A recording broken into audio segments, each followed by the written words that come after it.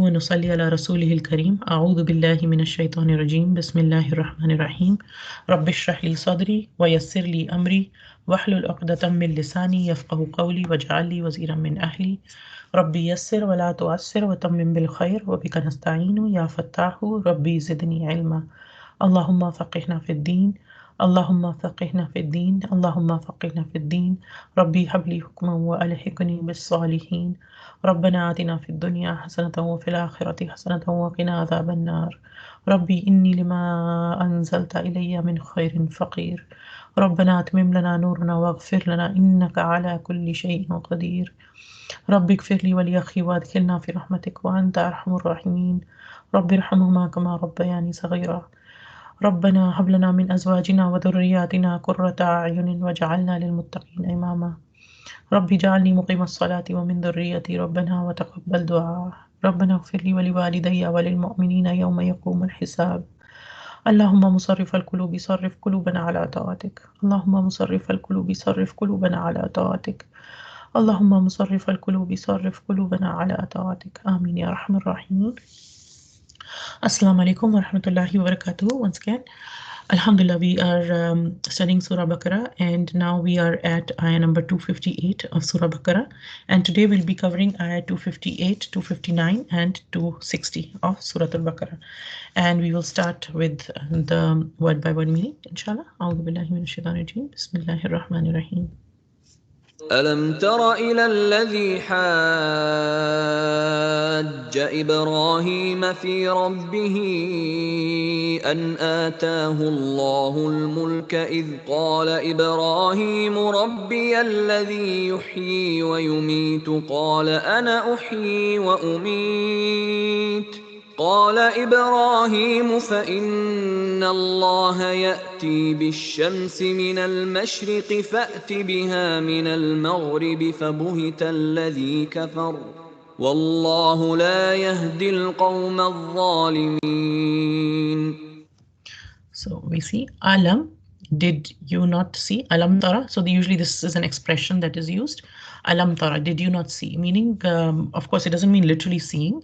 This is talking. This is a way of talking about incidents from the past. Alam tara, did you not see, or did you not think about, or it's a way when we said, once upon a time, like we start a story or we start telling something, then we use these expressions. So this is one of the expressions, a beautiful expression. Did you not see? As in, did you? As in, I'm going to tell you an incident that think about this incident and see about this incident and like ponder over this incident. Alam tara, did you not see? Ilalladhina, towards ilalladhi, towards the one who. Alladhi is singular, the one who, and alladhina, those who, right? Alladhina is the plural. So ilalladhi, towards the one who. Hajja. Hajja comes from ja.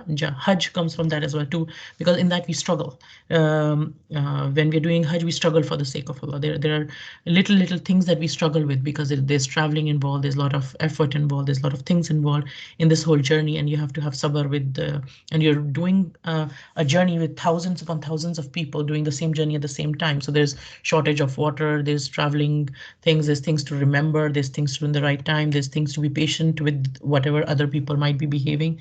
There's things to be patient with our own nafs. So that's Hajj, right? It's a struggle. And so in that sense, it is a struggle. And Hajja is also used for arguing in that same sense, because you're struggling against somebody. So the one who argued, so it's referring to the king Namrud and the incident with Ibrahim alayhi salam. So this Alladhi referring to the king Nimrud, and it is even his name is not mentioned here. So the one who is just said, the one who argued with. He argued with whom? Ibrahim alayhi salam, fi rabbihi, concerning his Lord. His Lord, meaning with the Lord of Ibrahim alayhi salam, with Allah subhanahu wa ta'ala, regarding the concept of Allah subhanahu wa ta'ala. So did you not see towards the one who argued with Ibrahim alayhi salam concerning his Lord, because atahullahu, because Allah gave him, this person who was arguing with Ibrahim, Allah ta'ala had given him al-mulka, the kingdom. So he was a king. Nimrud was a king at the time of Ibrahim alayhi salam, and Allah ta'ala has given him kingdom, and because of that he was arguing with Ibrahim alayhi salam. And then when he was arguing, إِذْ قَالَ إِبْرَاهِيمُ, then when Ibrahim alayhi salam said, Rabbi alladhi, my Lord is the one who yuhyi wa yumit. He's the one who grants life. Yuhyi, ha, ya and ya for life. We learned the name of Allah subhanahu wa ta'ala before, Al-Hayy, the ever living.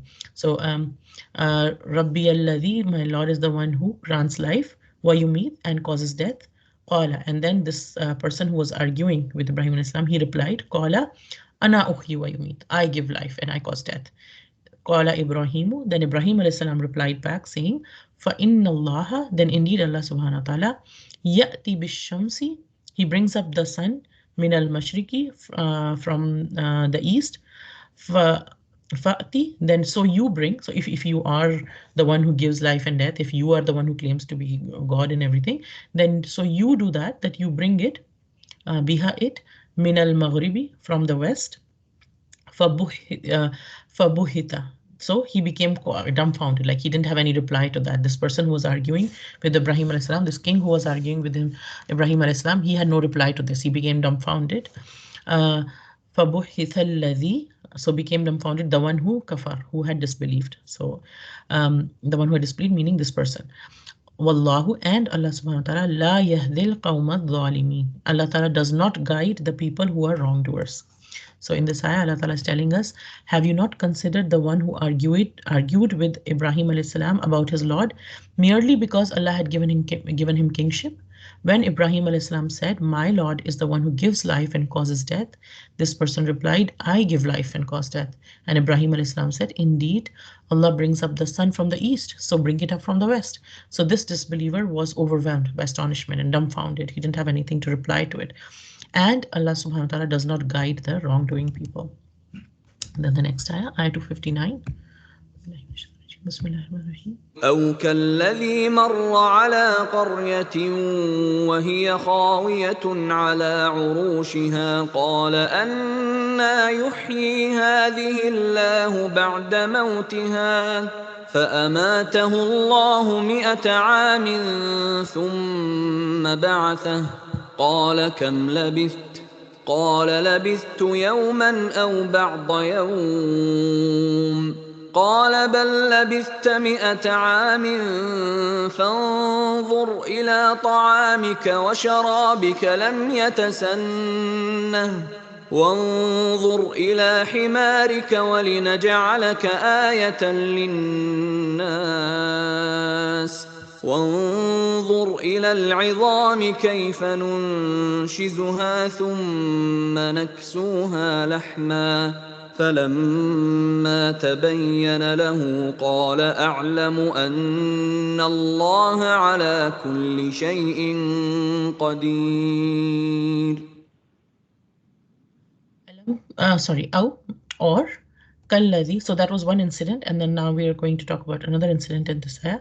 Kalladhi, or or here is referring back to alam tara.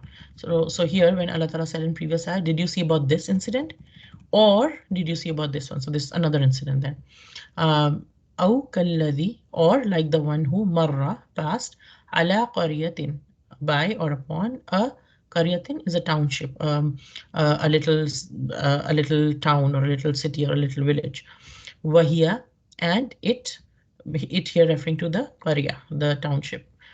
Wahiya khawiyatun, was overturned, was so khawiyatun is usually referred to, like for example, if you see a building which is very very old, and being so old it kind of like falls down. It is so old and decayed, and like the building has not been kept, and it was deserted for a long time. Nobody's been living on it and nobody has been taking care of it, like hundreds and hundreds upon years. And then what happens to the buildings? It turns into ruins. It just falls down, and what falls down first is their roof. Not as opposed to this, if some building falls down because of an earthquake or something, then the whole building falls down to one side or something that happens. But generally, when a building is very old and it falls down because of it being deserted and it being there is a long period of time involved in its decay, then this phrase is used, khawiyatun ala urushiha, that it had overturned upon its roofs. So the roofs had fallen down because of this way, because something had been like a long time had passed, and they had like become like that, all destroyed and everything. Qala, he said, so the one who was passing by this township and he saw this whole town, and basically what it means is its people had died and things had happened and everything. And he said, Anna, how yuhyi will bring to life hadihi, this town, Allahu Allah. How will Allah bring life back to this town? Ba'da mautiha, after its death. فَأَمَاتَهُ, then he was made to die. The one who was asking was made to die. By whom? By Allah subhanahu wa ta'ala. Allahu mi'ata, for 100, mi'ata for 100, amin, years. So this person who was asking, he himself was made to die for 100 years. Thumma ba'atha, and then Allah subhanahu wa ta'ala raised him. Who refers to here? The pronoun who at the end refers to Allah subhanahu wa ta'ala. So ba'athahu, then he raised him. Right? Sorry, Ba'athahu, I'm sorry, my bad. Ba'atha means he raised, meaning Allah subhanahu wa ta'ala raised, and who refers to this person who was asking. So Ba'athahu, Allah subhanahu wa ta'ala raised him. Qala, kam labitha. He said, how long have you remained? So Allah subhanahu wa ta'ala asked this person, Allah subhanahu wa ta'ala made this person to die for 100 years and then raised him back up after 100 years. And then Allah subhanahu wa ta'ala asked this person, how long have you remained? How long did you remain in that state, whatever state you were in? Qala, and then this person replied, labithtu, I remained, for sure, I think I remained, yawman, for a day, aw ba'da yawm, or for a part of a day. Qala, he said, then this here it is referring to Allah subhanahu wa ta'ala. Allah subhanahu wa ta'ala replied and said, bal labitha, no, in fact, you have remained mi'ata, for 100 amin, years. Fandur, then look, ila ta'amika, look towards, ta'am is food, ta'amika means it's a mudaf mudaf ilayh in grammar terms. So ta'amika, your food, ka refers to you. Look at your food, right? Fandur ila ta'amika, then look at your food, wa sharabika, and your drink. Lam yatasanna, they did not change with time. Yatasanna, that did not change with time. So basically what it means is their food was fresh. It was, his food looked really fresh. His food looked like it was just been prepared, or it was there for like just a few hours. It did not look like the food has been there for 100 years. Wandur, and then look, ila himarika, towards your donkey. So this person who had asked, his donkey was there with him, and Allah subhanahu wa ta'ala said, look at your donkey. Walinaj'alaka, and we will make you ayatan, a sign, linnas, for the people. In fact, we'll make you yourself a sign for the people.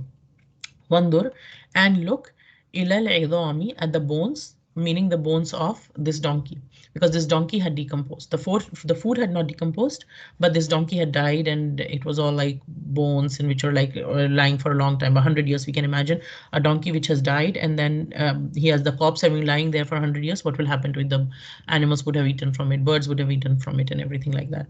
And look at the bones. Kaifa nunshizuha, how we raise them.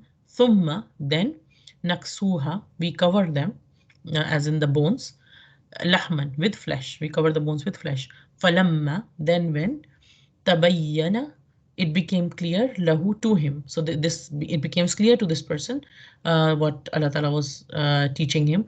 Qala, he said, a'lamu, I know, anna Allah, that Allah subhanahu wa ta'ala, ala kulli shay'in qadir, is upon everything all powerful. Ala, on, kulli, every, shay'in, thing, qadir, powerful. So Allah subhanahu wa ta'ala is upon all things powerful. So in this incident, Allah subhanahu wa ta'ala is telling us through this ayah, or consider such an example as the one who passed by a township which had fallen into ruin. He said, how will Allah bring this to life after its death? So Allah caused him to die for 100 years and then revived him. He said, how long have you remained? The man said, I have remained for a day or a part of a day. And he said, rather, you have remained 100 years. Look at your food and your drink. It has not changed with time. And look at your donkey, and we will make you a sign for the people. And look at the bones of this donkey, how we raise them, and then we cover them with flesh. And when it became clear to him, he said, I know that Allah is over all things competent. And then ayah 260. وَإِذْ قَالَ إِبْرَاهِيمُ رَبِّ أَرِنِي كَيْفَ تُحْيِي الْمَوْتَى قَالَ أَوَلَمْ تُؤْمِنْ قَالَ بَلَى وَلَكِنْ لِيَطْمَئِنَّ قَلْبِي قال فخذ أربعة من الطير فصرهن إليك ثم اجعل على كل جبل منهن جزءا ثم ادعهن يأتينك سعيا واعلم أن الله عزيز حكيم. So here Allah Ta'ala is telling us about another incident. It and when Qala Ibrahimu said Ibrahim alayhi salam, Rabbi Arini, O my Lord, show me Kaifa tuhyil mauta. How do you give life to the dead? Qala awalam. He said, meaning Allah subhanahu wa ta'ala said to Ibrahim alayhi salam, Awalam tu'min. Have you not believed? Qala. And then Ibrahim alayhi salam replied, Bala. Yes, indeed. Walakin, but liyatma'inna qalbi, to satisfy my heart. Qala, he said, meaning Allah subhanahu wa ta'ala said, fakhudh, then take arba'atan. Arba'ata is for four. So Allah subhanahu wa ta'ala is telling him, take four minat tayri, of the or from the birds. Tayr is for birds. Ta ya ra is for a bird. So minat tayri from the birds. Fasurhunna, then incline them ilayka, towards you. Thumma, then ij'al, put ala kulli jabalin, on each hill, minhunna, of them, juz'an, a portion. Juz'an, a portion, like we even call the parts of the Quran is whole divided into 30 parts, and those parts are called juz, right? So it's the same juz'an. So put a portion of each of them on the hills. Thumma, then ud'uhunna, call them. Udu'uhunna, the root here is for the same as dua. Dua is when we call upon Allah subhanahu wa ta'ala. So call hunna, them. So call them. Ya'tinaka, they will come to you. Ka is for you. Ya'tinaka, they will come to you. Sa'ya, in haste, hurriedly. Wa'alam, and know. So this is a command. Wa a'lam. Okay. So wa'alam, and know. Anna Allah, that Allah subhanahu wa ta'ala is Azizun Hakim. So again, two names of Allah subhanahu wa ta'ala, Aziz, the Almighty, Hakim, the All-Wise. And in the ayah, Allah Ta'ala is telling us, and mention when Ibrahim alayhi salam said, my Lord, show me how you give life to the dead. And Allah subhanahu wa ta'ala said, have you not believed? He said, yes, but I ask only that my heart may be satisfied. And Allah subhanahu wa ta'ala said, take 4 birds and commit them to yourself, i.e. train them to yourself. Then after slaughtering them, put on each hill a portion of them. Then call them, and they will come flying to you in haste. And know that Allah subhanahu wa ta'ala is exalted in might, and He is wise. So inshallah, we'll talk in a little bit more detail about these ayat.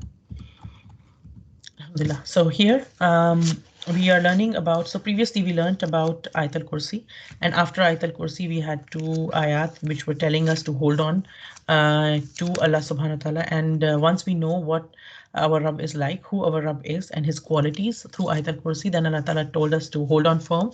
And then what happens when we hold on firm, and what happens to the people who leave this stronghold of Allah subhanahu wa ta'ala. So those who hold on strong, then Allah becomes their wali, becomes their close friend and guardian. And those who lose this grip, then obviously the shaitan takes over their hearts, and shaitan turns their heart into their playground and everything. And that's what happens. And now to tell us more, basically expanding, and we learn that one part of Quran explains in more detail another part of the Quran, right? So what happens is that when we learn more of the Quran, when we study more of the Quran, that's why when we study Quran again and again, then more and more meanings come out to us, because we've studied the whole Quran and then we go back and start it all over again, then we learn something more, something new. So anytime we go back to the Quran, we'll always get something new. It won't be unlike any other book or any other study in the world. Once we finish something, we can say we have finished. But with the Quran, the thing is, the same ayat, we would have spent 10 years on it, 15 years on just one ayat, studying detail upon detail upon detail. And then another day, we might find something else. We might learn something else about the same ayah that we had never even understood before. So which happens as obviously when one of the ways is that the one ayat of the Quran or one portion of the Quran gives tafsir of another portion of the Quran. So when we learn that Allah subhanahu wa ta'ala is al-hayy al-qayyum, then scholars have said that it is being expanded. The whole concept is being explained to us through different incidents in these ayat. And the concept that we learned, that there is guidance that we get, and there is tawud, which is the things that take away from Allah subhanahu wa ta'ala. So we are going to get three case studies now on this concept so that we understand it better, right? And in this ayah, what we are learning is we are learning about the incident that happened between Nimrud, which was the king. Nimrud was a title. It is not the name of a person. It is a title of the kings of that time. So, for example, Caesar is a title, right? Nimrud is a title. So Nimrud was the name of the title of the king of that time. Plural of Nimrud is Namarida, right? So Nimrud was the king of that time of the town of Iraq, where Ibrahim alayhis salam lived, and so there's a discussion between him and Ibrahim alayhis salam at this time, which we are learning. And in this ayah, he is arguing with Ibrahim alayhis salam. And what he's saying is basically what he's saying is he heard and understood the reasoning of Ibrahim alayhis salam about Islam, about calling him to worshipping one God alone, but he rejected it and still did not come out of darkness and unbelief. And the taghut that we are learning about in this ayah is the taghut of pride and jahalat, of ignorance, right? So pride and ignorance. What happens is to people like Firaun, to people like Nimrud of this time, and Firaun again is a title. Firaun was not the name of the leader as well. It was Firaun is also a title of the kings of Egypt of that time. It was a title of those time, and the one particular Firaun was the Firaun at the time of Musa alayhis salam. So just like Firaun who said that I am the Lord and everything, Nimrud also made a claim to divinity. And he had made this claim because Allah had given him kingdom and everything. And one thing to remember is that no matter how much kingdom or how much power, how much authority anybody has in this world, Allah Ta'ala does not give all kingdom to anybody. Nobody on this earth has, even of this earth, nobody has ever had complete control. And I know people at all times, there have been people and there are people and there will be people who will try to establish their control. And to do that control, and we learn of all sorts of conspiracy theories. We learn of all sorts of things happening in the world in today's time and in the times before us, that people have tried to, the rulers or the kings or the politicians of this world, they try to exercise control in different ways. And in some ways, they seem to be succeeding. Yet, we must remember that yes, Allah Ta'ala gives kingdom to some people, gives authority to some people, gives power to some people, but He never gives complete authority, even of this earth, to anybody. Right, so it does not happen. And what was the deal with Nimrud and everything? So Nimrud's people, and we know from other parts in the Quran that the people of Ibrahim alayhis salam, they used to be idol worshippers, and they also used to worship stars and sun and moon, right? They used to worship that, and sun was their chief god, and they used to consider sun as very holy, and it was they used to worship the sun and everything. And we know it from another part in the Quran when Ibrahim alayhis salam told his people, okay, I'm going to worship the stars, but no, they are weak, they go away, or no, sun cannot be my god, and like it has gone away. So my Lord is not the one who just goes away and everything, and who is not there when I need him. And then so we know of that dialogue at another place in the Quran. So we know that these people worship stars and sun was their chief god. And it is very likely that scholars have mentioned that Nimrud was considered to be an avatar of the sun, like a human. And it was very common for the kings of that time, of previous years. And we know in different civilizations it has happened that kings of that time were considered to be avatar, or a physical incarnation, or a personification of God, and worthy of worship. And so this, and we have to understand at that time, many years ago, when things were happening, and through different civilization and different people, there was no concept of democracy or khilafa or like that.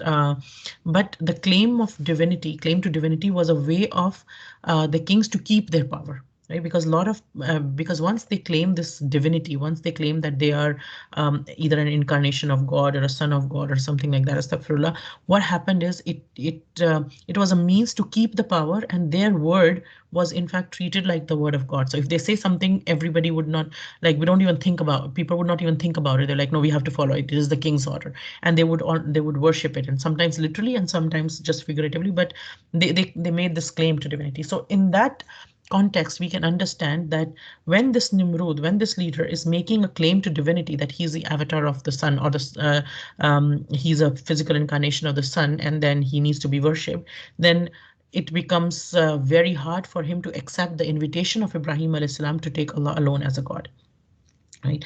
And it becomes really hard for him and everything. And so what happens is, at that time, um, he heard the reasoning, he understood the reasoning, but he rejected it sheerly because of pride, and because he did not want to give up. So there's a lot of pride and arrogance here.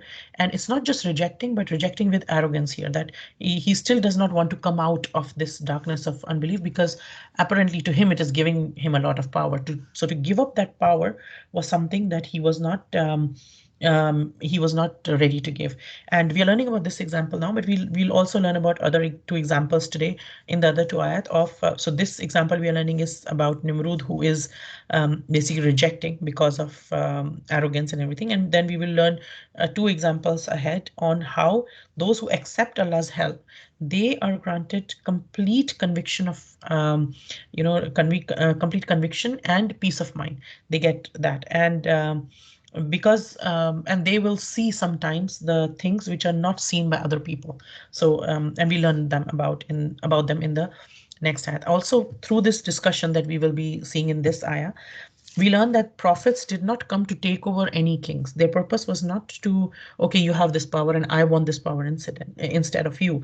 Their purpose was to tell the truth. But then why do these people become enemies of the prophets? Anybody who starts to speak the truth, and it was more so obviously with the case of prophets, when the prophets of Allah, they gave the message of truth, and they gave that, okay, we worship Allah alone. Then what happens?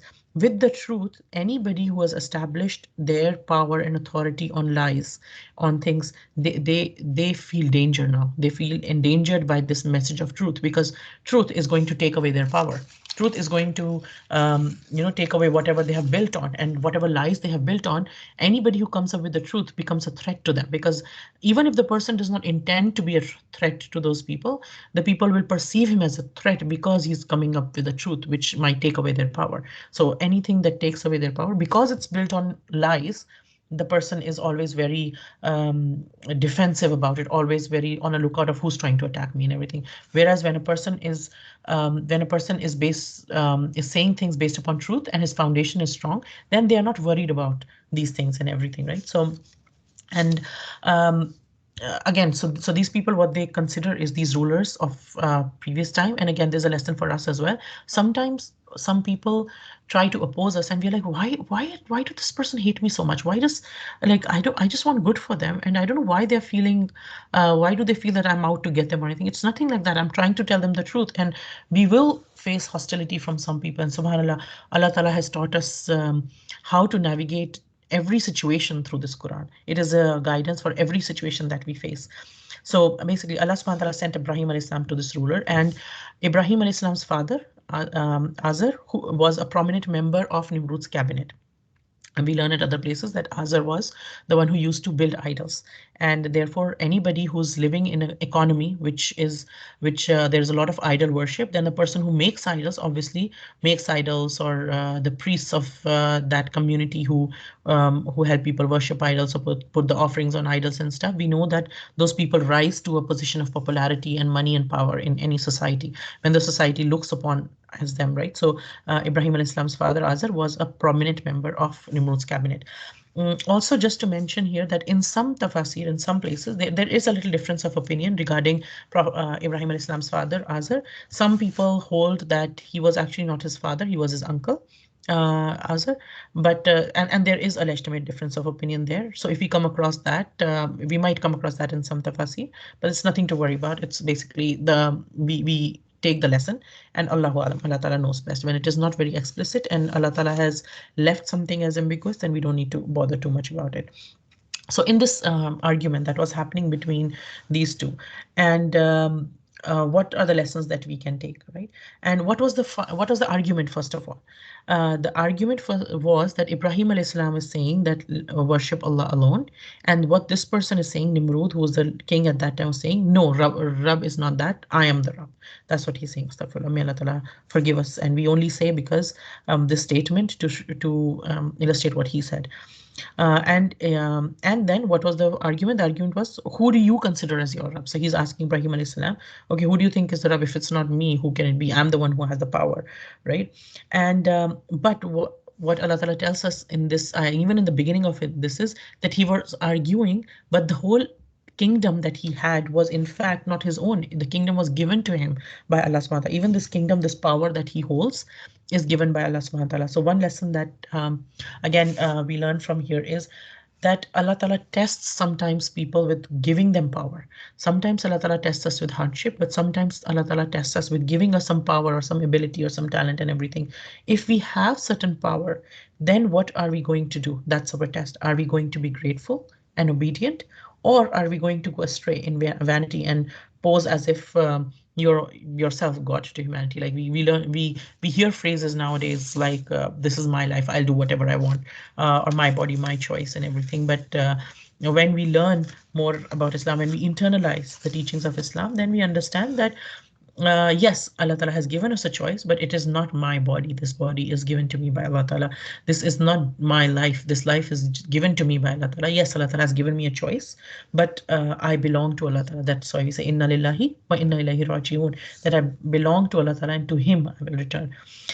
So what is the reality of a lot of societies where there is shirk is some societies they consider Allah as Rabb, but then they don't consider him as Mabud. What that means is they don't talk about Allah subhanahu wa ta'ala so much. They don't think too much about having to follow the commandments of Allah subhanahu wa ta'ala. They put that aside. So for example, the mushrikeen in Makkah at that time, the people from Makkah, what they were doing, they did believe in Allah, but they also believed that Allah had these partners. So when they had a very big need, they would pray to Allah. But when they had their smaller needs, then they would say, okay, we don't need to disturb Allah subhanahu wa ta'ala. We will talk to these little gods, and these gods will be our agents to talk to Allah subhanahu wa ta'ala. And these will put our case basically in front of Allah subhanahu wa ta'ala. Whereas what we learn from the Prophet sallallahu alaihi wasallam is that even if you need a shoelace, even if you need something as small as a shoelace, to anything as big as that we need, we ask only Allah subhanahu wa ta'ala. Like when we make dua, the only one who can respond to us without any means, with just kun fayakun, is Allah subhanahu wa ta'ala. That to say to something be and it happens, that is the ability that only Allah has. Nobody else has that ability. Right? And everybody else needs some means to get something done. So there and these mushrik societies, a lot of times that's what happens, right? And some societies and some logics that they give also is that Allah creates everything, but the matters of this world, He's left it to other gods, like He's delegated basically to other gods. And how does Shaitan trick people to do that? It's important to also understand that why do people hold on so strongly, even day-to-day people, normal people? Yes, kings have a added advantage of authority and power, but why do common people hold on so much to yes, there are other gods and we need to talk to other gods and we need to pray to these idols and everything? Although if you think deeply about it, there is, it does not make logical sense. And sometimes when we try to give people dawah with logic, call to Allah subhanahu wa ta'ala with logic, we are like, I told them everything very clearly. There is no logical argument after this. Then why are they not understanding?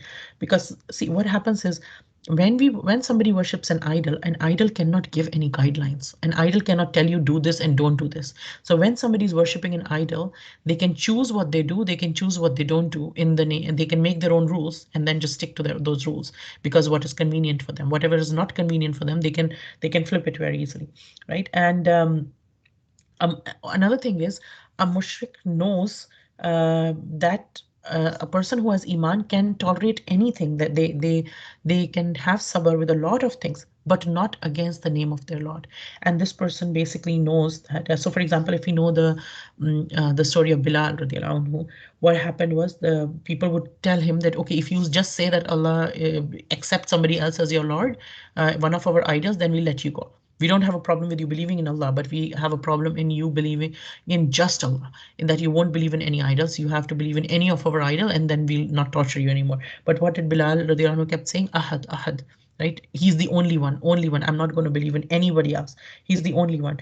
And the person who is doing shirk and who understands a person, the concepts of a person who believes, they understand that this person is going to tolerate anything. But then if he loves Allah Ta'ala so much, then he's going to be hurt the most when you talk anything which is against the Rabb, which is not befitting the authority of their Rabb, right? So basically he is Nimrud. What he's doing is he's arguing, he's trying to irritate, he's stating his point, but he's also trying to irritate and like basically provoke Ibrahim alayhi salam by talking, by giving really crazy crazy examples and everything, right? So when Ibrahim alayhi salam says to Nimrud, he gives a very strong argument that he's like, my Lord, and you ask me about my Lord, and my Lord is who? I worship one God, and who is that one God? He's the one God who gives life and he gives death. And then he gives such a strong and clear argument, but Nimrud, who was the ruler, puts forth a very foolish contention to do this. What he does is, because he was a king, what he did was he called one person from the common people who was like, he had not done any crime, nothing, and he said, okay, I sentence him to death. Go and execute him, basically. So he was executed, and he called a one person who was from the prison who had got a death sentence before, and he said, okay, I set you free, so I get to you, so you can live. And then he's saying to Ibrahim alayhi salam that, see, I give life and I give death. I control it, and I give life and death. Although it was such a foolish response, because the person whom he had not given life to anyone. The person who he allowed to, whose death sentence he cancelled, basically, was the person whom life was given by Allah only. And he just like took off the death sentence in that sense. And then the person who he made to die, if Allah Ta'ala didn't will, he would not have died, right? So, but he didn't understand, and or if he understood, he tried to put forth a very foolish kind of a response to show something that, and to make, basically, the purpose was to give a response and to make Ibrahim alayhi salam upset and angry and frustrated with this response full of jahalat and everything, right? But we see here what's the response of Ibrahim alayhi salam, and through that Allah Ta'ala teaches us how to call people to his deen, and what to do. Because when he gave this kind of foolish response, Ibrahim alayhi salam did not go and try to explain to this, you know what, you're so silly, this is not what it is, and by life it means death, and by death it means this, and whatever. He did not start debating with him on that point. Instead, what he did was he just changed and gave another dalil instead. So what we learn is that uh, that for us, one thing that we learn is, anytime when we have an opportunity, if we are given an opportunity to speak to a ruler, a kingdom, or somebody who's in charge, then we can present our dalil. And if that person is against Islam, we should try to present intelligent dalil, and we can present it. There's no harm in doing it. Another thing is that it was a sunnah of the Anbiya that what they did was they did not indulge in argumentation. They did not indulge in back and forth and processions and this and that. Their purpose was not to win debates, because what happens typically in a debate is when one person says something and the other says something, and it becomes into a match of whose point will be defeated and whose point will be more, and it ends up nothing but inflating egos of people, right? But tabligh, on the other hand, calling people to Allah subhanahu wa ta'ala, on the other hand, dawah towards Allah subhanahu wa ta'ala, on the other hand, it means that we are not trying to make ourselves big or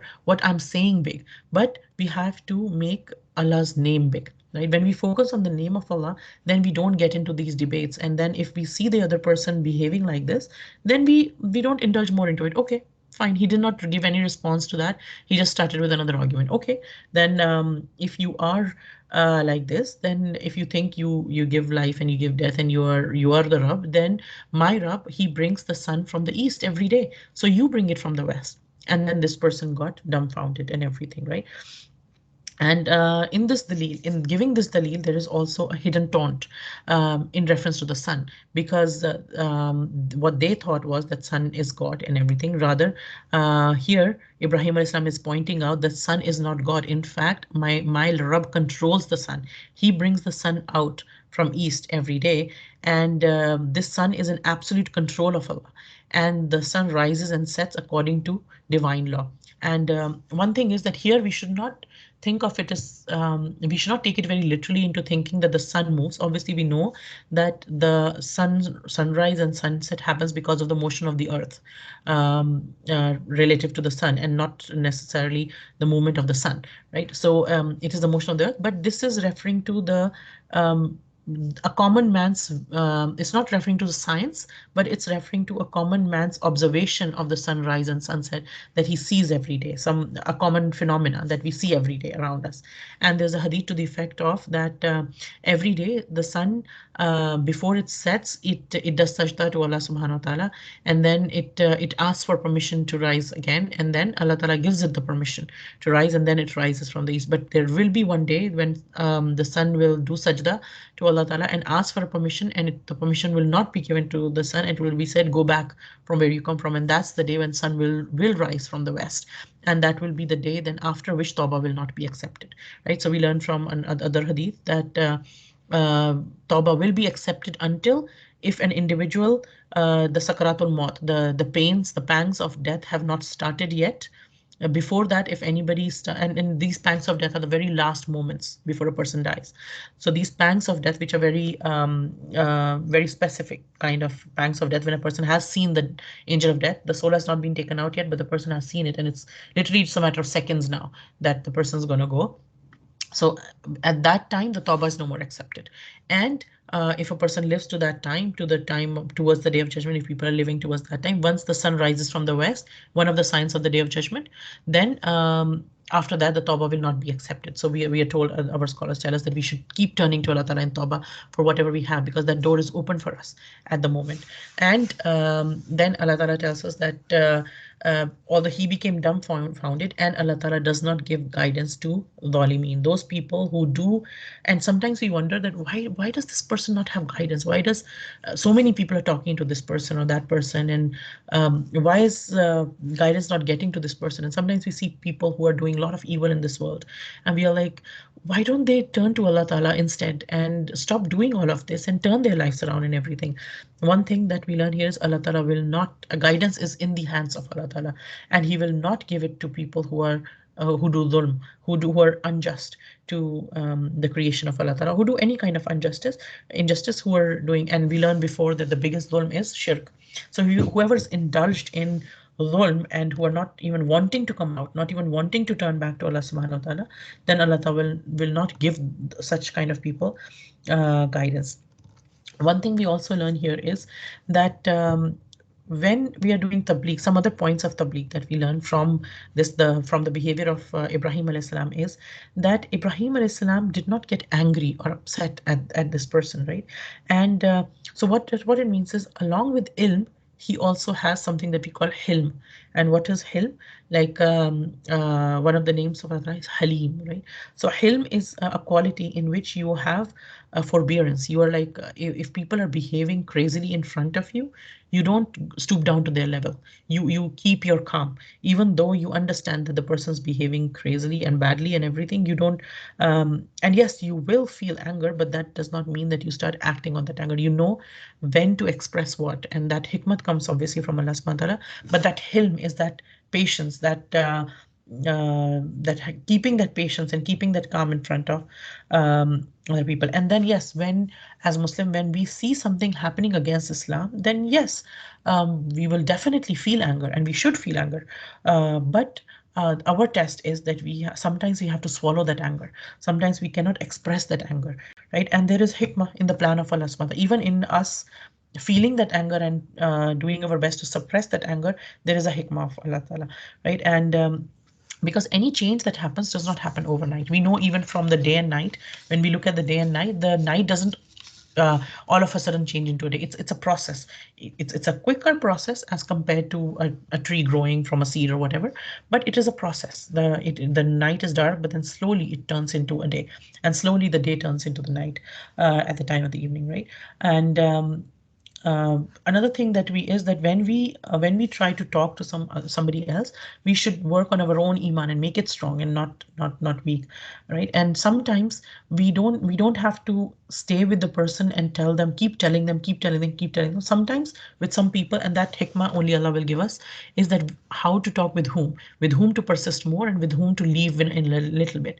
So with this person, Ibrahim alayhis salam, he gave them dalil and then he gave him another dalil, which was a very strong dalil, such a strong dalil that um, it made him quiet, and this person could not say anything else and everything. And then he left it at that. So sometimes we have to, we just try to, we try to activate somebody's fitra. We try to give strong dalil, and then we have to leave it at that, because we have to give them time and everything to by leaving it at that. And that hikmah of, again, when to do what will come from Allah subhanahu wa ta'ala.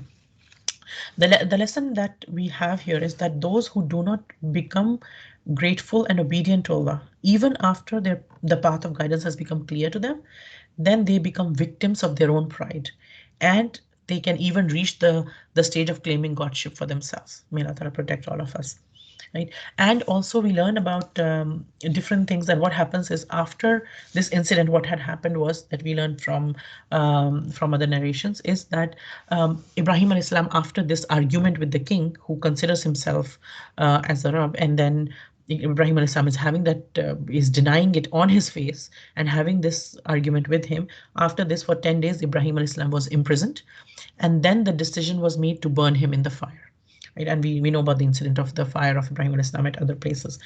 And also one beautiful point is that although Ibrahim alayhis salam had argued with the king and he had been sentenced to the fire, but later on in his life, when he was asked that what were your best days of your life, he says it was my days in the fire, because then I was the closest to my Rabb, and my Rabb cooled that fire for me. And it was in some narrations, it's also said that that fire became a piece of like, became like a inside of that huge fire became like a piece of Jannah for him. It became so cool and calm and everything, and he was close to his Rabb. So he felt that calmness and everything. And in our tradition, we also have seen this thing from our different scholars. For example, Ibn Taymiyyah, when he was captured, he was imprisoned by the people, and obviously we have a lot of this tradition. We've seen this in last many years, that what has happened is people who have tried to call people to Allah subhanahu wa ta'ala, or tried to say things against authorities of their time and stay true to the teachings of Islam, then people become their enemies, and people they are imprisoned sometimes by people of their own community, and people become sometimes people become very hostile towards them. It happened with the Prophet sallallahu alaihi wasallam as well. It happened with the scholars, our scholars, in the last whatever hundreds of years since there as well, and it will happen as well. It will not it is not something that will end. But one thing that we see is from our scholars, like Ibn Taymiyyah said, that you can put me in the prison, but you cannot take my Jannah away from me, because my Jannah is in my heart. What he meant was that even if somebody, if he gets a chance to speak to somebody, he will do dawah. If the condition is such that he's imprisoned and he can't speak to anybody, then he'll do dhikr. If he'll do something else, then he'll recite it. Like, meaning that people can change, people can control what we can do or cannot do, but they cannot control what is in our heart. And when our heart is connected to Allah Ta'ala, we'll find some means to keep connected to Him. If it's not this, it's that. And there are many doors that Allah Ta'ala has kept for us, and that will be there for us. And then in the next ayah, Allah Ta'ala tells us about another incident, and this is the second incident. And in the first incident, we learned about the taghut of pride and arrogance. Here we learn about another taghut, another thing that takes people away from Allah Subhanahu wa Ta'ala, which is the taghut of doubt, and which can take somebody towards misguidance and take them away from hidayah. And so here in this ayah, we learn that about this incident. Some say that this is the incident related to Uzair alayhi salam, and in Bible he's referred to as Ezekiel, Ezekiel, Ezekiel, and his name is, we call him Uzair alayhi salam. And it is said that this was an incident at the time of around 586 BC, before Isa alayhi salam. And at that time, what had happened was Jerusalem was completely destroyed by a king Nebuchadnezzar, right? So Jerusalem had been completely destroyed at that time, and Uzair alayhi salam, when he saw all of this and everything, and he saw this, and he saw everything totally destroyed, and like the people were killed, and the city was destroyed, and everything's totally destroyed, and he's looking at all these ruins, and he's like, Ya Allah, how will this happen? How will this, how will you resurrect this? How will you'll give life to all of this? And this asking him how is not a how of denying something. This is not a denial, right? And when he's saying anna yuhyi hadihi, then he's not saying, yalla, you can't do it, and how is it possible? It's not possible. No, this is a how of curiosity and amazement. Yalla, this is such a huge joint, and you'll bring this up as well. Like give life, and you give to this as well. But how will that happen? Yalla, this is like, I cannot even like imagine how this will happen, right? And one beautiful thing that some scholars have mentioned about this incident is, in this whole incident, Allah Ta'ala has not mentioned um, what um, what city was it. He has not mentioned the name of even the prophet was there. He's not explicitly mentioned the name and everything, and which is so beautiful, because sometimes Quran gives us these incidents and it does not tell us the name of any of the characters, because Allah Ta'ala wants us to focus on the lesson from that story and not get involved in personalities so much. And that is one of the lessons which is so important today's day and time, that we get so lost in personalities and personality worships, and even in religious circles we get like, okay, this person said this person did that, and then we get involved in that so much, right? So what happens is that we need to rise above that and think of our purpose. What is the purpose of this lesson? What are we learning from this lesson, right? And so we take care of that. So going back to the story, so what happened to Uzair alayhi salam, right? Uzair alayhi salam looked at all this thing and asked, Ya Allah, what will happen? How does this is like totally ruined? This is like literally in shreds now, and how will you give life to all of this? And then what Allah Ta'ala did was, Allah Ta'ala caused him to die, and he had a donkey with him, and he had some food and some drink with him, and Allah Ta'ala caused him to die for 100 years. And then when he woke up, the food was totally fresh, although usually a food is something that goes back bad very quickly. But the food and the drink were totally fresh. But the donkey, on the other hand, was all dead, and his flesh was gone, and he had decayed, and everything had become like that, which was obviously a miracle, right? And then when he asked, when then we woke up, Allah Ta'ala asked him, okay, how long were you in this state? And he said probably a day or a part of a day. And then Allah Ta'ala said to him, no, you were actually dead for 100 years. And he actually felt like he just slept or something, right? For a day or a part of a day. But Allah Ta'ala said it was for 100 years. And then he showed in front of him, the donkey was brought back to life, like the bones and the flesh was put on the bones and everything. It was back to life. And what we learn here is many, many things. First is that sleep or death, what happens when we have, and sleep and death are called sisters of each other. What happens when somebody dies and when somebody is in a very deep sleep, what happens is we are not conscious anymore of the time and place that we are in. For example, when somebody, when people die and when they're buried, after that, they don't know what all generations have come after them, right? Similarly, on the day of judgment, people will get up and they'll have no idea of what has gone on before them. Some people will get up and say we were just gone for a day, or they would not know that centuries upon centuries have passed since they were under the ground. They will feel like it was just a little bit of a time, right? And everything. And we know this, that even with us it happens that sometimes when we are when we are in a very deep sleep, when we wake up, sometimes if we had slept in the afternoon and we were in a very deep sleep and we wake up, then we're like, okay, is it morning or is it evening? We are like just a little bit confused. Okay, what time is it? Where am I? Right? So it happens to all of us at some point or the other, and that's what will happen. And what it also teaches us is there is no dalil for worshipping people who are dead, people who are under who have been buried, they don't know what is going on unless Allah Ta'ala sends them some, tells them about something. For example, uh, Allah Ta'ala allows for our salams to be sent to the Prophet Sallallahu Alaihi Wasallam. When we say the durood upon the Prophet Sallallahu Alaihi Wasallam in whichever thing he is, like in the state of barzakh, whatever state he is in, and Allah Ta'ala sends him our salam. When we say durood to him, they are sent to him, but it is because Allah Ta'ala allows for it to go. Other than that, even the prophets, they don't know what's happening outside their grave. So Uzair alayhi salam was a prophet and he was dead, and yet he did not know what's happening. He did not know how long he had been dead for, right? And so outside of their graves, so there absolutely no justification to worship, no matter how pious a person was, no matter how good a person was, no matter how, even if it was a prophet, we don't ever worship a prophet. We look up to the prophet, we to the prophets of Allah. They are our role models. They taught us so much about life. We are grateful to them. We send salams upon them. We pray for them, but we don't worship them. Worshipping is for Allah subhanahu wa ta'ala alone. Right. And like we said, another lesson here is that the taghut here is doubt, right? And when that's what has this incident has also led people, scholars, to say that it must have been a prophet who was asking this, because prophets are the ones who are shown some things from the unseen world. Like, for example, the Prophet ﷺ was taken on a journey to Miraj and then brought back. They've seen, shown things from an unseen world. And why are the prophets of Allah, why were they shown of some things? Because as opposed to common people, because the prophets, they are going to they're going to spread deen to their whole people. They're responsible for their whole people. And to be able to talk about it, they need to first, if somebody needs to bring their own people to Islam, their own talk to people about Islam, their own conviction first of all has to be super strong. They have to have strong ilm. They have to have strong knowledge about things. And along with knowledge, there is the yaqeen. There are three levels of yaqeen that our scholars have said.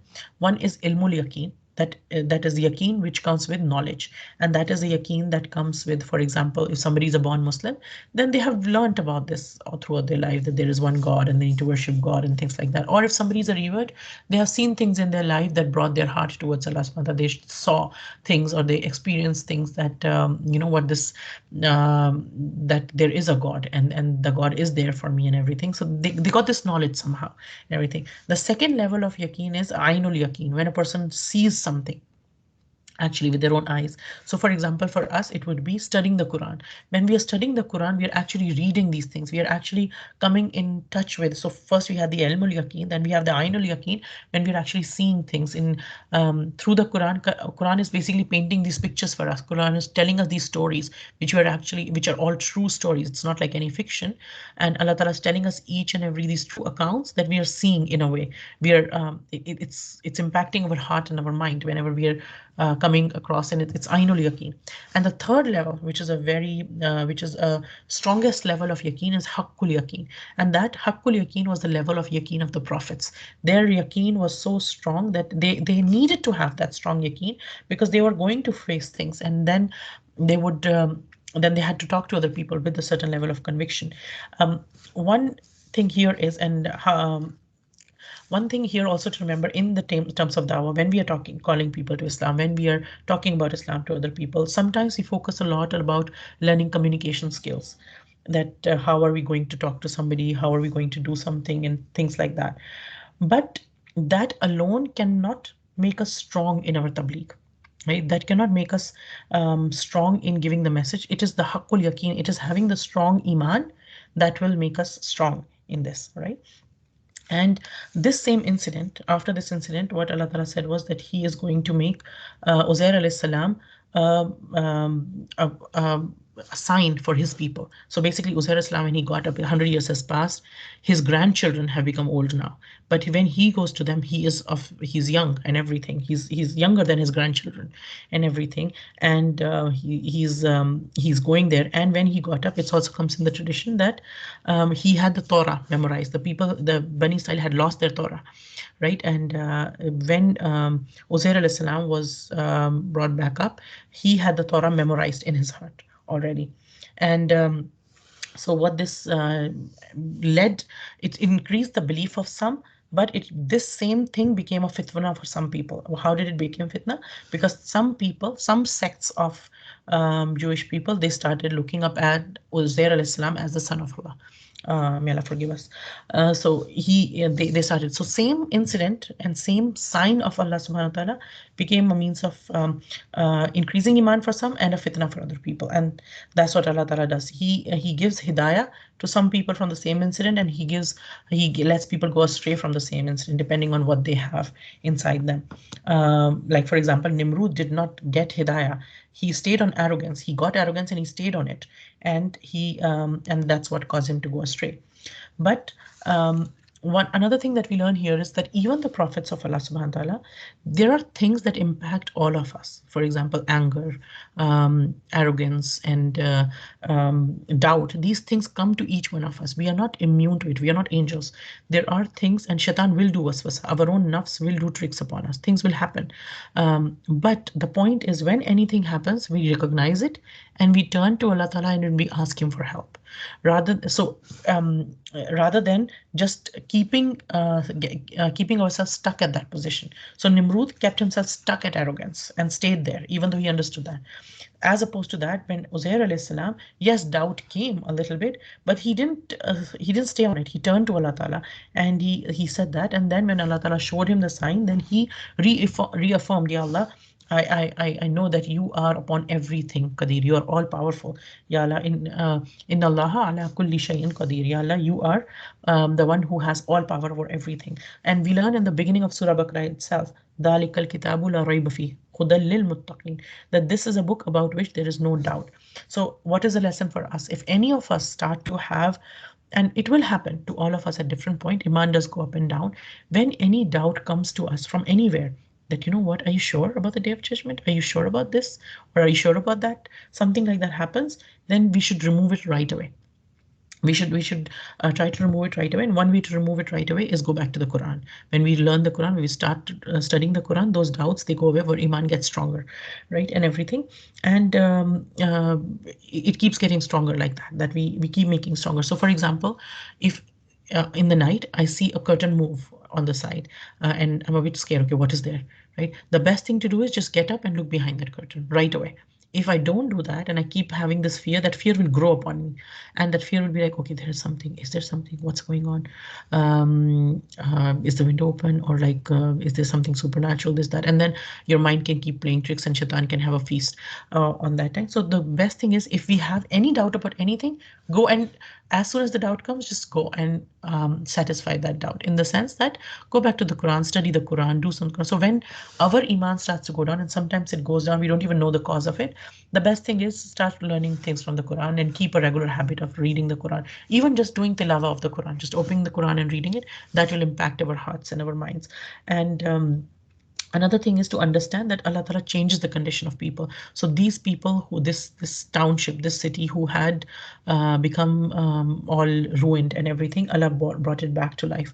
Allah Ta'ala brought this the Prophet Uzair back to life and everything, and this donkey was brought back to life. So what we learn is that Allah Ta'ala changes the condition, although to us it may seem impossible. So for me it might seem, this is impossible. How will this person, this is never going to happen. Like for Umar radiallahu anhu, one person had said that he will never accept Islam. Come on, Umar, really? He's like the biggest enemy. And later he became not just a Muslim, but a companion who's buried right next to the Prophet sallallahu alaihi wasallam, right? And some things that seem impossible to us are for Allah Ta'ala is just kun fayakun. He'll just say be and it will happen. And he's the one. Another thing is that changes are a part of life. Things will not stay constant. Neither blessings nor hardships. So day and night are a part of life. Life and death are a part of life. Rise and fall are a part of life.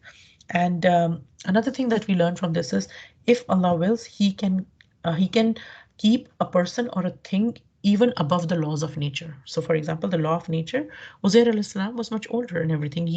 But he with this death and getting up, he was younger than his grandsons and everything, right? And he was not affected by the change of time. His body was not affected. His intellect was not affected. It in fact became even better. Similarly, Allah Ta'ala cooled the fire for Ibrahim al-Islam. He parted the sea for Musa al-Islam.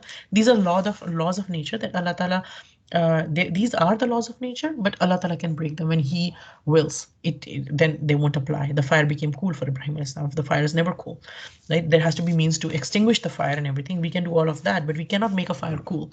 That only Allah Ta'ala could have done it.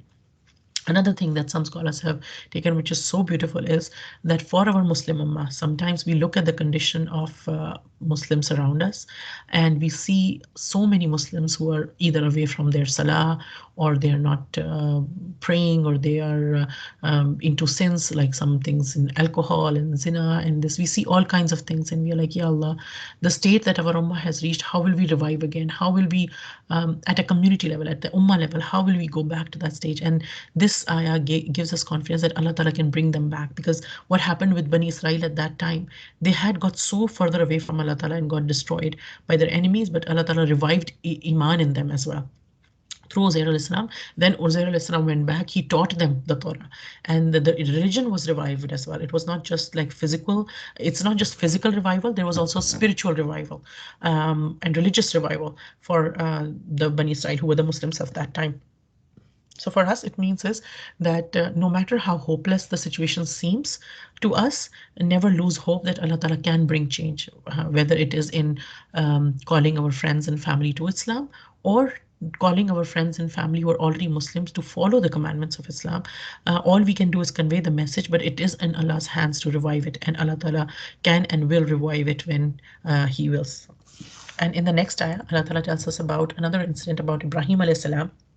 And again, in the same incident, it's in a similar pattern that when doubt comes, then how to handle that. And there are many incidents reported for what was the reason behind this nuzul of this ayah. When did this ayah came and everything? One incident, it is said that according to some scholars, it is said that Ibrahim alayhi salam, what had happened was that he came upon a dead animal, an animal which was dead, who had been eaten.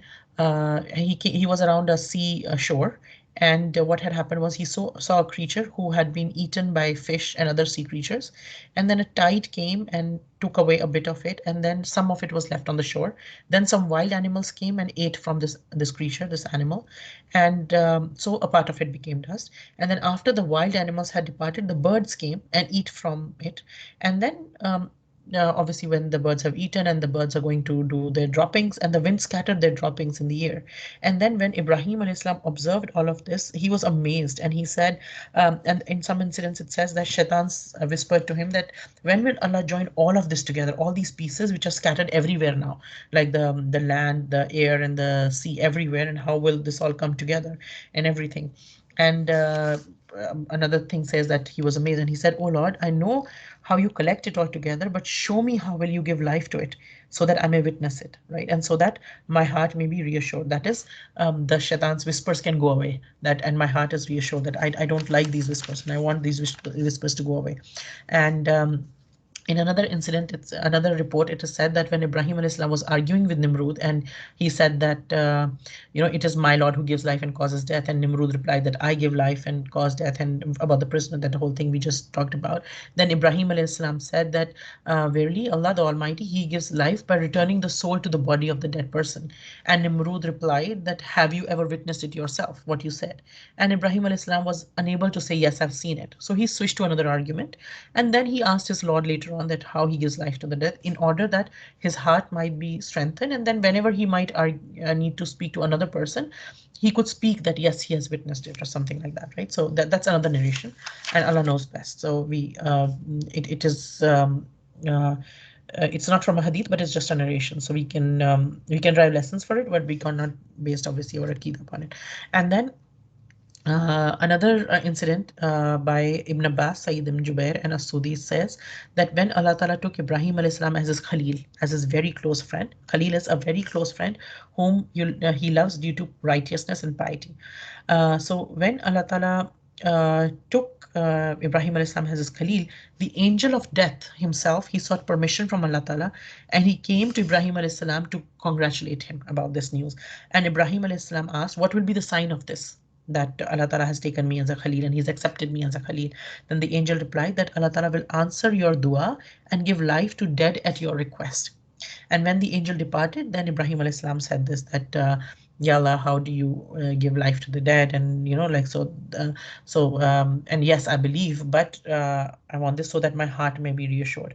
And how is he looking for his heart to be reassured? So that when you answer me, I know that when you answer me, you will that you answer me when I call upon you, and so that I'm reassured that you will give me when I ask you, and so that I'm reassured that you have indeed taken me as a Khalid, that you are pleased with me, right? And then Ibrahim alayhi salam was asking for a sign for that, right?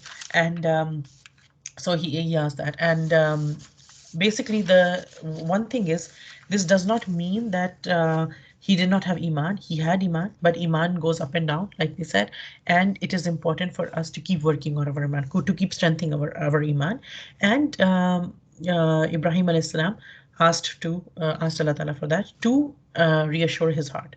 Not that he did not have iman, he had full iman and everything. And so here he was told that take 4 birds and tame these birds and then slaughter them, mix up their parts and put them on different mountains, and then make a sound to call these birds. And when he did that, each bird came flying. This, when he had tamed those birds before, what happened was, this was so that Ibrahim alayhi salam knew that it is the same birds, because he's tamed them themselves himself. So he knew it was the same birds. And the lesson for us in this is, we learn that the tahut is fluctuations in iman is another tahut, right? That we need to guard against. And on the day of judgment, we know that the dead will come out on the call of Allah subhanahu wa ta'ala, just like Ibrahim alayhi salam called and these birds kept came. On the day of judgment, the dead will come when Allah subhanahu wa ta'ala will call us. And just like the birds remembered the voice of their master when they were revived again, on the day of judgment, we will also remember our worldly memories. Whatever memories we have of this life, we will remember them as well. And many people who don't believe in miracles, they deny this particular incident.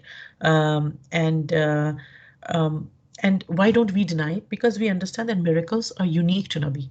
This doesn't happen to every single person. Allah Ta'ala chose certain people as his prophets, is his chosen messengers, and he in his wisdom chose whom he knew was the most perfect for the job, and he gave them certain miracles. He made them witness certain miracles and everything, and that is what Allah Ta'ala decides of whom to give what. It does not happen to each one of us. And for us, how can we think about miracles, and how can we strengthen our iman and everything? One is obviously the Quran that we saw. Another thing is that the one who takes a drop of a liquid and creates a human being of like bones, with bones and flesh and everything out of one drop, then the same one can obviously bring the human beings, or all other creation back again as well, right? And when we ponder, the more we ponder about the things and examples, the more we learn more. Another thing we learn here is, as our iman increases, it's not that shaitan leaves us alone. As we try to work on our iman increases, shaitan actually comes after us even more, right? And the a doubt of an alim, a fluctuation in the iman of an alim, can become the cause of a fluctuation of a lot of people, the iman of a lot of people, and doubt of a lot of people. So, and as we increase in our knowledge, or as we are impacting a lot of, as Allah Ta'ala shows us, if we are in that situation that we are impacting some people's hearts and minds and bringing them to Islam, then we have to be very careful about our own self, and we have to work a lot on our own self to keep our iman strong, and to keep it strong. And Allah Ta'ala will show us things that will happen to us and everything. And as our iman increases, we will develop a quality of itminan. Right here, Allah Ta'ala tells us about itminan. What is itminan? When Ibrahim alayhi salam said, "I'm asking this so that I can get itminan, liyatma'inna qalbi," so that I can have itminan in my heart. To understand what is itminan is like to come to a thing and then get firm in it, stable in it. So, for example, if you're lighting a candle, if there's a lot of wind, that candle, the little flame of the candle, it is like it is going like it is a bit wavering and stuff like that. But if there's no wind, it is stable. It is long and stable and everything. So the long and stable and calm is itminan, right? So what we want our iman to be like is, we don't want our iman to be wavering this way to that way and that way. We want our iman to be be to have itminan, right? And everything has a barometer. Like we use our temperature to check our temperature. We use a thermometer, right? To check our iman, we see how much itminan do we have, how much happiness and shukr we have towards Allah subhanahu wa ta'ala, right? And so what happens is that as we develop into our iman more and more, and this is a lifelong journey. It's not a one day thing. It's not a 2 day thing. It is something that we continue throughout our lives, that we try to develop our iman all the time. And Allah Ta'ala will show us different things and help us develop iman through, like we said, Quran, to stay firm. And difficulties will come in each of our lives. There will be troubles and there will be hardships. And in those hardships, sometimes when the hardships are very, very severe, there is a fear, there is a danger of us losing our iman. That danger is always there. And so it is very important to hold on tight when we are going through any difficulty or hardship, because that is a time where iman is under attack, right? And we have to protect it. So we should make dua to Allah Ta'ala that, Ya Allah, don't let anything settle in my heart that that has the potential of stealing my iman, right? So and as we progress more and more, we like somebody has $10, they're not bothered where they keep those $10. Somebody has $1 million, they will put extra security and vault and everything around it. They will keep increasing their security. Somebody has a multi-million dollar, somebody has $100 billion. What they'll do is they'll have like guards, they'll have 3 levels of this thing, they'll have like retina recognition, and they'll have this kind of thing and that kind of a thing. If they're saving their use, everything, the more wealth somebody has, the more they protect it. They put means to protect it. Similarly, as we learn more and more from the Quran, as Allah Ta'ala gives us more and more to us through the Quran, we have to realize that as our iman is, Allah Ta'ala is helping our iman to flourish, helping our iman to get stronger. Now we have to increase our security as well. Yes, we give to other people. Yes, so for example, some scholars say that we should try to as much as we are trying to contact and talk and to people who have lesser iman than us, and trying to talk to them and bring them to iman, we must also have some people in our life who are doing much more than us, who are much closer to Allah Ta'ala than us, so that what we can do is we can also fill ourselves. We can keep filling ourselves as well, right? And then we can increase ourselves in our iman and increase that like that. And another way to increase iman is, one narration, one of the companions, Abdullah bin Rawaha, he said to his companion, "Come, let's sit and for a little while, let's bring iman on our Rabb." And the companion got offended that, what do you mean? I'm not a believer. I am a believer, and you're a believer. And Abdullah bin Rawaha, he replied a beautiful reply that, yes, we are believers, but when we sit together and remember Allah Ta'ala, that increases our iman. Right, subhanallah. May Allah Ta'ala make us of those people who are able to, when we sit together, we remember Allah Ta'ala and we increase our iman, and Allah Ta'ala causes our iman to increase for that. And in one narration, Ali radiallahu anhu, he used to say that even if the curtain of ghaib is removed, and I'm able to see things from the ghaib, then it will not increase or impact my yaqeen even a little bit. Why? Because my belief in ghaib is so much as if I've already seen it. Like, for example, Allah Ta'ala says that believe in the day of judgment as if it has already happened.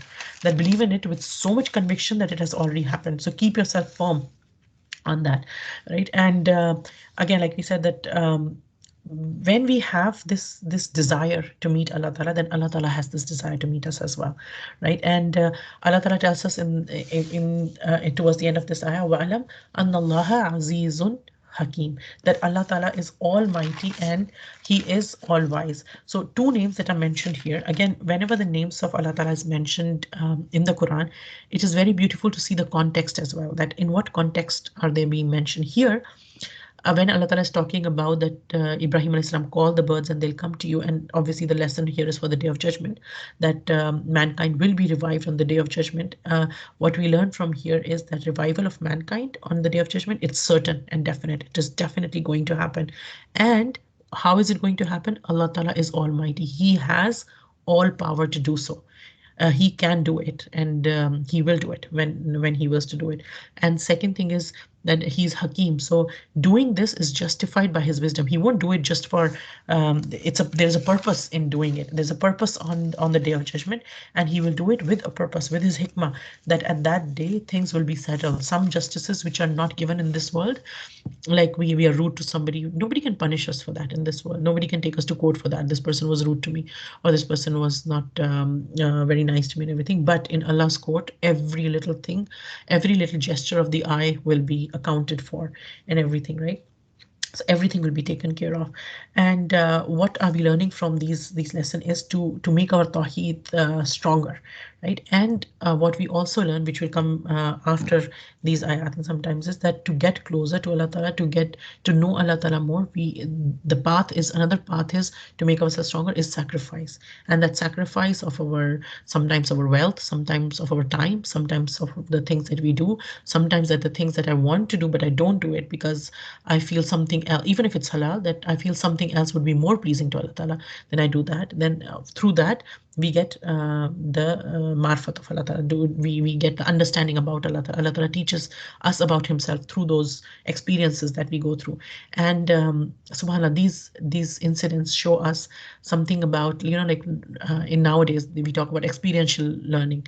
There is one kind of a learning that we learn from just words, and this is that Allah is Aziz, Allah al Aziz. But when we see this incident, when Allah Ta'ala, so, and in the beginning Allah Ta'ala said, Alam tara, have you not seen? So Allah Ta'ala wants us to not just read these ayat, but also to read and think about them, and picture them, and know that these things have already happened, actually happened, and then to almost as if we've seen it. There's one thing called basirat, which is seeing with the eyes, and one is basarat, which is like to see with the spiritual, like sorry, I'm a bit which one is which? One is basirat and one is basarat. So one of them is seeing with the eye, and one of them is seeing with the spiritual heart and everything. So it is spiritual, kind of like looking at these incidents and learning from them as an experience. Then we appreciate the name of Allah Ta'ala even more, that he is Aziz and Hakim, that he can do all of it, and he does it when it's needed. He doesn't just make things happen, or just miracles don't just happen for no reason. Even the miracles that he gives, there's a purpose behind all of them. And he increases our iman through all of this and everything. And what we learn from these ayat of today is that this journey towards knowing Allah Ta'ala is not a one day, 1 year, 1 decade's journey. This is a lifelong journey. And every time we engage more and more with the Quran, we engage more and more with the teachings of Allah Ta'ala, we try to have patience in the tests of our own life. We try to do things that are pleasing to Allah Ta'ala. It keeps cleaning our heart. It keeps making us more and more pure and shiny and everything, right? Our heart is more and more pure and cleaner and everything. It gets closer to Allah Ta'ala.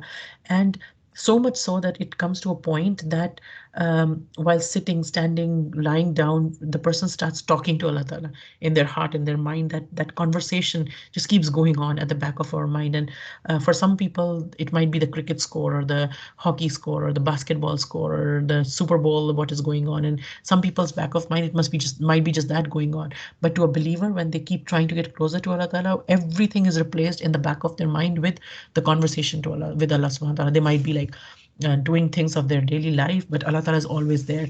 And if the thought goes away, then they come back rushing towards it. Like if they haven't remembered Allah Ta'ala through their day, then they come back rushing. Ya Allah, I want to speak to you. I haven't spoken to you. I've spent my whole day. And then it reaches to a point, as it keeps increasing. May Allah Ta'ala make us of those people. It increases to a point that the believer develops a shock, like a longing to meet Allah Ta'ala. And then Allah Ta'ala also wants to meet that person. May Allah Ta'ala make us of those people who want to meet Allah Ta'ala, who make an effort to meet Allah Ta'ala, who spend their life in the pursuit of pleasure of Allah Subhanahu wa Ta'ala. And may Allah Ta'ala give us an iman that is free of doubts. And whenever any doubts come in our minds of any kind, may Allah Ta'ala reassure us. May Allah Ta'ala send us back, keep bringing us back to Him. Wallahi, we are weak. Wallahi, we are weak. Our iman is weak. Our intentions are sometimes like we start with the the good intentions, but in the middle of an initiative, our intentions go here. Why we start getting pleased when people praise us. We start to get weak, and laziness sometimes take over us. Sometimes we think, okay, I think I'll get up. I'll get up for tahajjud. I'll get up for tahajjud, and I keep this snooze becomes my biggest enemy. Like, keep putting the alarm on snooze, and lo and behold, it's the fajr time and the tahajjud time's gone. Or I keep thinking I'll do this and I'll spend this money on charity, and then something comes up and I just spent it on myself or something. We have lots and lots and lots of weakness, and sometimes our knowledge fails us. Sometimes our bodily energy fails us. We get super tired, and we are human beings. We are tired. We get tired, and may Allah protect us, and may Allah Ta'ala, even though we are weak, may Allah hold us Himself and keep us firm by His power, because our power is. When we rely on ourselves, we fall short. May Allah Ta'ala protect us, and may Allah Ta'ala make us of those people that are close to Him. May Allah Ta'ala make us of those people who long to meet Him, and may Allah Ta'ala make us of those people whom He loves to meet when we get to Him. Just as Allah Ta'ala united us as sisters in Islam in this world, may Allah Ta'ala reunite us as sisters in Islam under the shade of His throne on the Day of Judgment, when there will be no shade except His, and then once again in Jannatul Firdaus. ربنا تقبل منا إنك أنت السميع العليم آمين يا أرحم الراحمين سبحانك اللهم وأشهد أن لا إله إلا أنت نستغفرك ونتوب إليك.